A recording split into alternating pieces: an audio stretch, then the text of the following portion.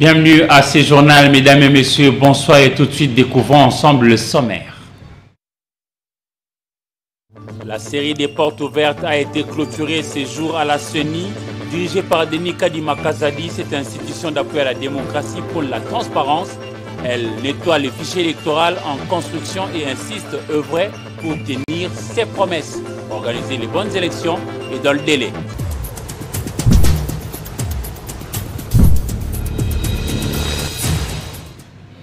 Encore une fois, bonsoir. Plus que 51 jours nous séparent du jour du dépôt des candidatures pour les différentes élections prévues le 20 décembre 2023 en République démocratique du Congo. Il faut dire qu'aujourd'hui, le deuxième vice-président de la CENI, Commission électorale nationale indépendante, Didi Manara Linga, a clôturé la série des portes ouvertes au siège de la Commission électorale nationale indépendante. Les politiques, députés nationaux, sénateurs et membres du gouvernement ont chacun donné son avis quant à cette initiative. Regardez les images avec Julia Kamonia. Partis politiques, société civile, observateurs, témoins, etc., comme parties prenantes au processus électoral ont effectué à tour de rôle les déplacements du siège de la CENI pour la série des portes ouvertes clôturée jeudi 4 mai. La centrale électorale a ainsi voulu, au nom de la transparence, s'ouvrir à ses nombreux partenaires pour expliquer l'étape du nettoyage du fichier électoral. Donc nous avons tous intérêt d'être ensemble, de cheminer ensemble, surtout que le président Denis Kadima, dont l'expertise n'est plus à démontrer, est résolument engagé à conduire cette locomotive jusqu'à bon port. Jeudi 4 mai, les acteurs politiques mêlés, Assemblée nationale, sénateurs, membres du gouvernement central et professionnels du secteur de la justice ont été heureux de l'initiative de la CENI. Même si quelqu'un prenait les kits de la CENI, il partait avec cela. Ce kit-là sera un jouet. Parce que nous sommes les seuls capables de récupérer nos données et de déchiffrer cela et de les lire dans notre propre format ici. La CENI en a profité pour réitérer son engagement de tout faire pour organiser des élections crédibles, inclusives, libres, démocratiques, transparentes et dans la paix le 20 décembre 2023. Processus électoral encore, le secrétaire général de la conférence épiscopale nationale du Congo, SENCO, Monseigneur Donatien Cholet, a échangé avec le président de la CENI, Denis Kadima Kazadi. Encore une fois, ils ont parlé du fichier électoral qui en est à l'étape du nettoyage. Regardez les images et commentaires avec Sylvie Fortuné-Mboula. Monseigneur Donatien Cholet a rencontré le président de la Commission électorale nationale indépendante, Denis Kadima, pour échanger sur quelques questions d'actualité dans l'audit du fichier électoral. Pour le prélat de sa sainteté, la SENCO et l'ECC sont dans la dynamique d'accompagner le processus électoral en cours en RDC. C'est le débat qui est en train de naître, un certain narratif qui est en train de naître par rapport à la nécessité de l'audit international, l'audit qui devait être mené par l'OIF, invité d'ailleurs par la CENI, mais on entend depuis un certain temps des réactions comme quoi ce n'est pas bon par rapport à la souveraineté du pays, par rapport à l'intégrité, et surtout que la directrice de l'OIF, c'est une Rwandaise. Alors, il y en a qui vont jusqu'à dire qu'il faut vraiment seulement que ce soit un audit national. Et nous, ça nous préoccupe. D'abord, les arguments sont politiques, ça peut se comprendre politiquement par rapport à la présence de la Rwandaise à la tête de l'OIF. Soit dit en passant que parmi les institutions qui défendent l'intégrité nationale et la souveraineté nationale, il y a la SENCO qui a dénoncé l'attitude, l'indifférence de la communauté internationale par rapport à ce qui se passe au Rwanda. Je vous informe que nous venons d'avoir une mission conjointe avec l'ECC aux États-Unis pour justement sur la situation à l'Est. Le secrétaire général de la conférence épiscopale nationale du Congo était accompagné du père Clément Makiobo, cadre de la commission épiscopale Justice et Paix, organe technique chargé de questions électorales. Qu'en est-il de ce qu'on appelle l'audit du fichier électoral au niveau externe? Il faut dire que l'Organisation internationale de la francophonie, l'OIF, a répondu disant ne plus être en mesure d'opérer cet audit au niveau de la centrale électorale de la République démocratique du Congo. On fait le point avec Hervé Landry-Ngoy. L'Organisation internationale de la francophonie OIF dit ne plus être en mesure d'auditer les fichiers électoraux de la République démocratique du Congo. L'OIF affirme avoir décliné la démarche de la CENI à cause du délai trop court lui proposé pour cette activité. L'opinion congolaise était majoritairement opposée à l'audit externe du fichier électoral par l'OIF à cause de la crise sécuritaire entre la RDC et le Rwanda. Des Congolais verraient d'un mauvais œil que l'OIF, dirigé par une Rwandaise proche de Paul Kagame, ait un regard sur leur processus électoral. La proposition de la centrale électorale a eu du mal à faire de l'unanimité, particulièrement du côté des alliés du pouvoir, porte-étendard de la nouvelle société civile congolaise, Jonas Tchombela est récemment monté au créneau à la tête cette fois-ci du Front des Congolais pour la sauvegarde de l'intégrité de la République démocratique du Congo. Il n'a cessé de plaider pour une expertise locale. Pas plus tard que mercredi, l'Église catholique, par la bouche du Monseigneur Donatien Cholet, propose que la CENI trouve un autre auditeur externe qui rassure le plan de l'efficacité et de l'objectivité pour mener à bien cette mission, de manière à faire réduire la méfiance sur le processus électoral en République démocratique du Congo. Le chef de l'État congolais, Félix-Antoine Tshisekedi Tshilombo, a honoré hier l'ensemble de la profession de médias à l'occasion de la journée internationale de la liberté de la presse. Lui-même, en personne, a fait le déplacement du fleuve Congo-Hôtel pour appeler les professionnels de médias à pouvoir participer, mieux contribuer à la salubrité dans les contenus médiatiques en République démocratique du Congo. Julia Kamonia pour la suite. Instituée le 3 mai 1993, la 30e journée internationale de la liberté de la presse a été célébrée sous un thème évocateur, la liberté d'expression à l'épreuve de la situation sécuritaire en RDC. Cette fête a coïncidé avec l'avènement de la nouvelle loi sur la presse appelée loi Mouyaya. Honorée par la présence du chef de l'État Félix-Antoine Tshisekedi, cette fête a été une belle occasion pour plancher sur les grandes lignes de cette loi. Elle redéfinit le paysage médiatique congolais. Elle consacre la salubrité médiatique et son application va entraîner la mise en œuvre de la majorité des résolutions des États généraux de la communication et médias qui ont servi de boussole aux réformes à entreprendre pour encadrer et promouvoir l'exercice de la liberté de la presse en RDC. Je suis heureux de constater, une année après les dites assises, que des progrès considérables ont été accomplis, notamment à travers la promulgation de l'ordonnance loi numéro 23/009 du 13 mars 2023, fixant les modalités de l'exercice de la liberté de la presse, la liberté d'information et d'émission par la radio et la télévision, la presse écrite ou tout autre moyen de communication en République démocratique du Congo. 27 ans après la dernière modification, cette nouvelle loi charnière qui régit notre presse vient poser les fondamentaux du retour à la norme de la pratique professionnelle et de la nécessité d'adaptation technologique qu'impose la révolution numérique. Le président de l'Union de la presse du Congo, UNPC en sigle, a plaidé pour le professionnalisme, invitant les professionnels des médias à ôter leurs caméras, éloigner leurs micros et plumes de tous les acteurs politiques qui louent la haine, les tribalismes. Le premier changement majeur que cette loi apporte et qui nous permet en amont d'éviter l'infiltration dans les secteurs de médias, c'est dans la définition même du journaliste professionnel.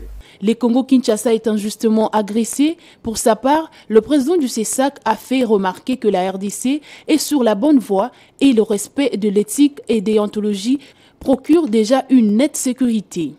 La tolérance qui existe en RDC n'est pas trouvable chez le voisin.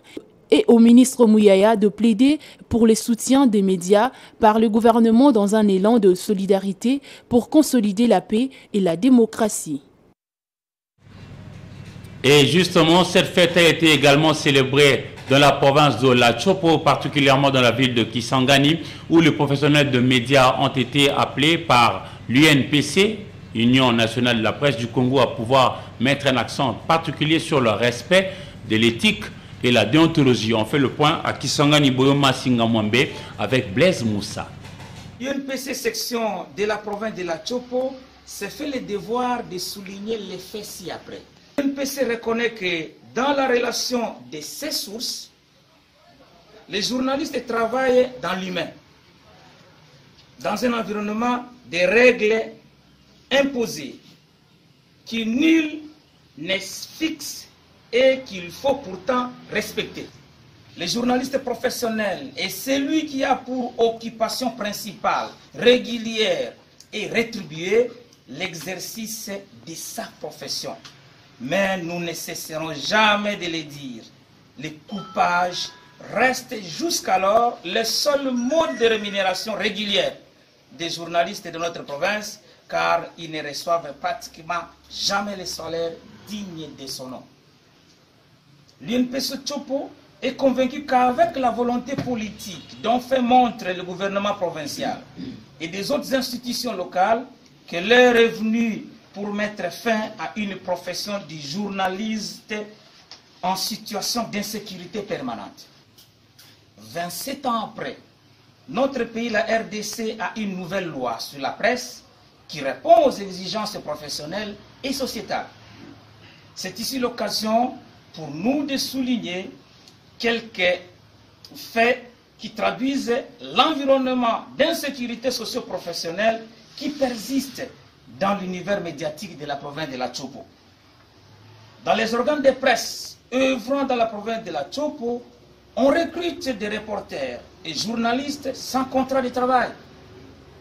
Presque dans tous les médias privés, il n'existe pas de salaire. Et à défaut, les journalistes professionnels et professionnels des médias comptent plusieurs années d'arriérés de primes et de motivation. Après s'être montré très proche des journalistes de son pays, le chef de l'État congolais Félix-Antoine Tshisekedi est allé au niveau de l'UPN, Université pédagogique nationale, qui entre autres organise également des cours et enseignements qui parlent de la communication et justement du journalisme. Regardez.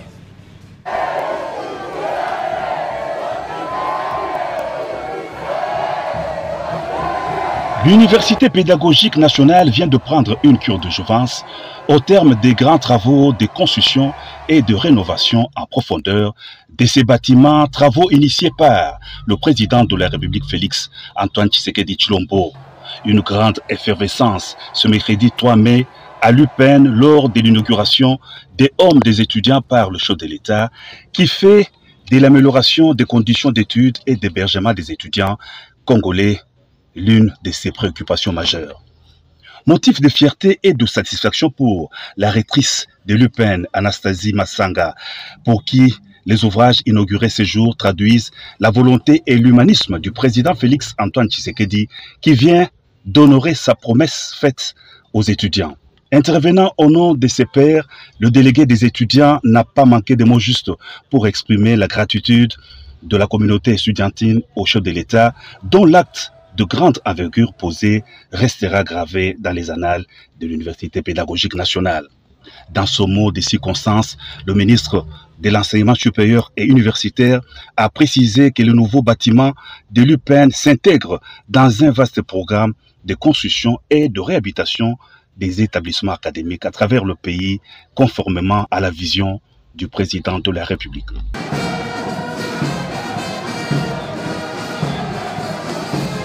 Les allocutions des circonstances terminées, le président de la République et quelques officiels ont procédé à la visite des ouvrages, 2 hommes pour garçons, dont l'un est de 6 étages avec rez-de-chaussée et doté de 70 chambres. Le deuxième homme rénové a 3 étages avec une 50aine de chambres. Le homme de filles est en cours de rénovation.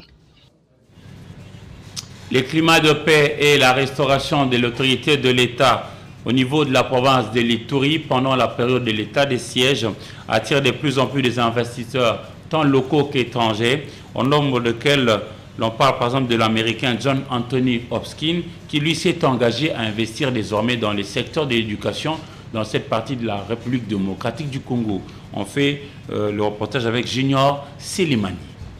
Après la stabilisation et la sécurisation de certains territoires de la province de l'Ituri par l'administration militaire, place à présent au développement. Convaincu de conditions sécuritaires favorables instaurées par les autorités provinciales, un homme d'affaires américain, John Anthony de Hopkins, décide d'investir en Ituri dans le secteur de l'éducation afin d'accompagner la vision du chef de l'État, Félix Antoine Tshisekedi Tshilombo, dans la gratuité de l'enseignement primaire. Cette bonne nouvelle a été portée ce mercredi au gouverneur militaire, le lieutenant-général Luboya Nkashoma Johnny. We will begin to build educational facilities. Par rapport au projet d'éducation, nous allons construire des écoles modernes ici en Ituri. Donc ces écoles-là seront très modernes et aussi nous allons accompagner la vision de chef de l'État, celui de la gratuité. Donc ces écoles-là seront gratuites, tout simplement pour amener le développement de la population de l'Ituri. Occasion pour les patrons de l'entreprise Global Solution DRC SRL d'appeler la population de l'Ituri de continuer à œuvrer pour le retour de la paix dans cette province. Le message important que je peux lancer à la population de l'Ituri est que le meilleur est à venir maintenant. Nous devons garder l'espoir, nous devons nous dire que c'est possible, ensemble nous allons le faire. Nous allons regagner la sécurité au sein de l'Ituri et aussi la paix, c'est le plus important. Depuis l'avènement de l'état de siège, des investisseurs se bousculent en Ituri pour accompagner et galvaniser les acquis de la paix. Souhait ardent du président de la République, Félix Antoine Tshisekedi Tshilombo, incarné en province par le lieutenant-général Luboya Nkashoma Johnny. D'un gouverneur à un autre, celui du Maniema dit ne pas soutenir le processus voulant amener les démobilisés du mouvement du 23 mars M23 dans sa province. Idrissa Mangala, de passage à Goma, chef-lieu cette fois-ci de la province du Nord Kivu, pense que la décision du chef de l'État, Félix Antoine Tshisekedi Tshilombo, de refuser toute négociation avec le groupe terroriste du M23 ou les supplétifs de RDF rwandais a déjà mis fin à cette possibilité. Pour lui, la République démocratique du Congo doit carrément faire la guerre avec le Rwanda pour se faire respecter. Germain Choukou. Le M23, c'est une création du Rwanda. Mais je regrette à ceux Congolais-là qui disent que non, les M23 seront cantonnés dans la province du Maniema, du moment où le président de la République refuse de négocier avec les M23. Alors, qui seront cantonnés au niveau du Maniema? Au moment où il n'y aura pas de négociation entre le gouvernement et le groupe du M23 soutenu par le Rwanda, création du Rwanda. Donc, en quête de bien-être de la population de la commune de Ngaba, Aimé Francis Loyinga, bourgmestre de cette municipalité de Kinshasa, séjourne ce jour-ci à Evreux. Nous sommes en France depuis le 27 avril dernier, où il a visité une des usines de traitement de déchets ménagers. Regardez. Arrivé à la tête de la commune de Ngaba il y a à peine 5 mois, grâce à la nomination inspirée du chef de l'État, Félix Antoine Tshisekedi Tshilombo, par ordonnance présidentielle du vendredi 25 novembre 2022, les citoyens Aimé Francis Loyinga veulent faire de Ngaba un véritable Canada en termes de salubrité, comme il en va du slogan forgé par le jeune de ce coin, Ngaba c'est Canada. C'est dans ces cadres qu'il séjourne à Évreux, dans le département de l'Eure, en région de Normandie, à 96 km de la ville de Paris, en France. Le maire de la commune de Ngaba y a déjà visité depuis le 27 avril 2023 dernier une usine de traitement de déchets ménagers. Cette activité qui ailleurs a résolu des problèmes d'ordre environnemental n'est pas encore viable ni vivable dans toute l'étendue de la ville de Kinshasa. Touchée par la problématique d'insalubrité dans son fort intérieur, la commune de Ngaba a cette fois la chance et bénédiction d'avoir à sa tête M. Aimé Francis Loyinga, qui est en passe de mettre en place une coopération intercommunale internationale Evreux Ngaba pour renforcer le bien-être de la population de cet espace communal. Pour une collaboration franche et amicale, les deux communes, représentées par leurs maires, ont décidé d'évoluer main dans la main. Toujours en termes de la territoriale, vous avez corrigé avec moi lorsque j'ai parlé tantôt du gouverneur du Maniema qui se retrouvait au niveau de Goma, chef-lieu de la province du Nord Kivu. La parole écrite a mentionné que c'était Théo Ngwabije non, Théo Ngwabije est du Sud Kivu, lui c'est Idrissa Mangala du Maniema. Clôture jeudi 4 mai 2023 de la formation des formateurs sur l'utilisation de systèmes de positionnement mondial à la direction générale de l'Office national de produits agricoles du Congo, ONAPAC, sous la supervision du directeur général de cette entreprise de l'État, Guy Bompate, Africa Mujinga. Durant 7 jours, soit du jeudi 27 avril au jeudi 4 mai 2023, les directeurs, les agents et cadres de l'Office national des produits agricoles du Congo ont bénéficié d'une formation des formateurs sur l'utilisation du système de positionnement mondial, GPS en sigle, et cette formation a été clôturée par le secrétaire général à l'agriculture. Cette formation s'inscrit dans la numérisation agricole en général et celle des produits sous le contrôle de l'ONAPAC en particulier, en respectant la vision du chef de l'État, Félix-Antoine Tshisekedi Tshilombo, sur la revanche du sol au sous-sol. Le GPS est un instrument de traçabilité des produits agricoles à travers tous les maillons de leur chaîne de valeur, notamment la plantation, la production, la récolte, la transformation et la commercialisation, dont l'ONAPAC a la responsabilité régalienne. L'utilisation des GPS permet à obtenir des coordonnées géographiques des sites d'exploitation, de transformation et de commercialisation qui facilitent non seulement la mise à jour de la cartographie des 10 sites, mais aussi la production de statistiques fiables et crédibles, tant attendues au niveau local. Cette formation a été supervisée par la direction agronomique de l'Office national des produits agricoles du Congo. Par des séances intenses d'entraînement, l'équipe nationale de la boxe de la République démocratique du Congo s'active à pouvoir bien préparer les championnats au niveau africain prévus du 13 au 25 juin 2023 au Cameroun. Ndaïla Mouchi pour la suite. En prélude du championnat d'Afrique des Nations de la boxe amateur, prévu du 13 au 25 juin 2023 au Palais polyvalent des sports de Yaoundé au Cameroun. Les léopards de la RD Congo de la spécialité se préparent au stade des Martyrs de la Pentecôte en vue de faire une bonne figure, surtout de bien défendre les drapeaux nationaux à ces banquets continentaux du Noblard. La séance du jeudi 4 mai a été axée sur l'endurance. Les boxeurs internationaux congolais Maroy Sadiki dit Tyson de la RDC fait son retour à l'équipe nationale pour apporter son expérience. Je demande à la population de soutenir l'équipe nationale de la RDC, aux autorités de penser à cette crème de la jeunesse. Nous sommes vraiment déterminés à faire mieux, que les bons dieux nous assistent.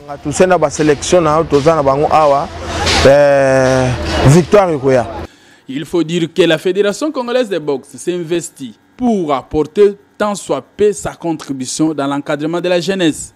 Elle sollicite un accompagnement du gouvernement et de la République pour une meilleure participation des ambassadeurs congolais à ces championnats.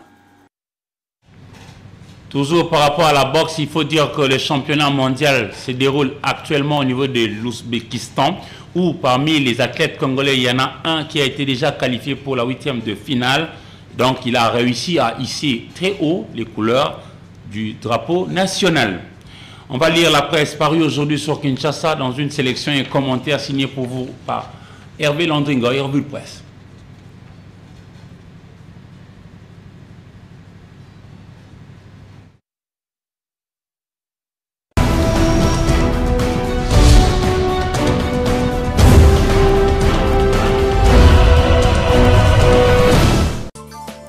L'audit du fichier électoral, la SENCO et l'ECC pour une alternative crédible en dehors de l'OIF, titre Forum des As.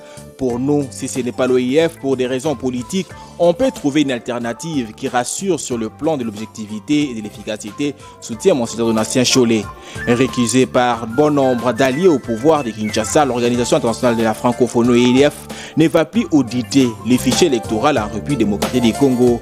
Elle vient à cet effet de décliner l'offre de la Commission électorale nationale indépendante CENI qui a sollicité ses services. Pour l'épiscopat catholique et l'église du Christ au Congo ECC, il importe dès lors de trouver une alternative crédible à l'OIF pour fiabiliser les processus électoraux en cours, note ses quotidiens d'information. Dans une correspondance adressée mercredi 3 mai à Denis Kadima Kazadi, le directeur des cabinets de la secrétaire générale de l'OIF s'est voulu clair à ses propos, décrit l'hebdomadaire général La Percée. Le proche collaborateur de Louise Mouchikouabo, Hervé Baranka, a indiqué que son organisation ne sera pas à mesure d'auditer les fichiers électoraux dans la durée impartie, jugeant trop court les délais de 6 jours, soit du 15 au 20 mai 2023, proposé par l'équipe de Nikadima pour réaliser cet audit. Métrokin, où en sommes-nous, s'interroge les quotidiens général La Référence Plus. Annoncé avec pompe, le projet Métrokin serait toujours au stade embryonnaire et les doutes s'installent déjà quant au sexe de l'enfant tant attendu. Pour des analystes lassés des promesses jamais tenues de Jean-Denis Gobilambaka, Métrokin n'est autre qu'une escroquerie du siècle. C'est non sans raison, explique-t-il, au moment où la réhabilitation de la voie ferrée urbaine existante pose problème par manque de volonté politique. Voici Métrokin, une initiative mornée visant la construction d'une autre voie ferrée souterraine pour Métrokin. Diko Kalan à se demander à quel type de responsable a-t-on affaire. Kasaï Oriental, l'IGF procède à la saisie des comptes du gouvernement provincial. L'inspection générale des finances décide du blocage de toutes les opérations des sorties des fonds dans tous les comptes bancaires ouverts par les gouverneurs ou les gouvernements provinciaux de la province du Kasaï Oriental. La décision a été annoncée via une correspondance datée du mercredi 3 mai 2023 dont une copie est parvenue à la rédaction de ces quotidiens. Selon l'esprit de la lettre, il s'agit d'une mesure conservatoire qui ne porte que sur les opérations en débit. Clôturons cette revue de presse par la célébration de la Journée internationale de la liberté de la presse, marquée à Kinshasa par un café de presse entre les professionnels et les présidents de la République, Félix Tshisekedi. Ces tabloïds soulignent également que Félix Tshisekedi a appelé à un débat politique sain en République démocratique du Congo. Le président de la RDC a insisté sur la responsabilité des journalistes dans l'encadrement de ces échanges politiques sur les médias et dans les dispositions qu'il leur convient de prendre pour éviter les dérapages, mais aussi a exhorté à utiliser les plateaux de télévision et radio et des différents médias pour favoriser un débat politique sain. C'est tout pour cette revue de presse.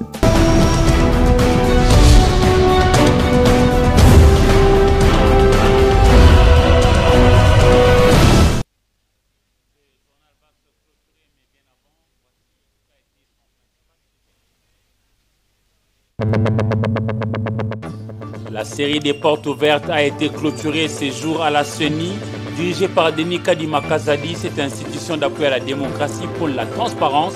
Elle nettoie le fichier électoral en construction et insiste œuvrer pour tenir ses promesses, organiser les bonnes élections et dans le délai.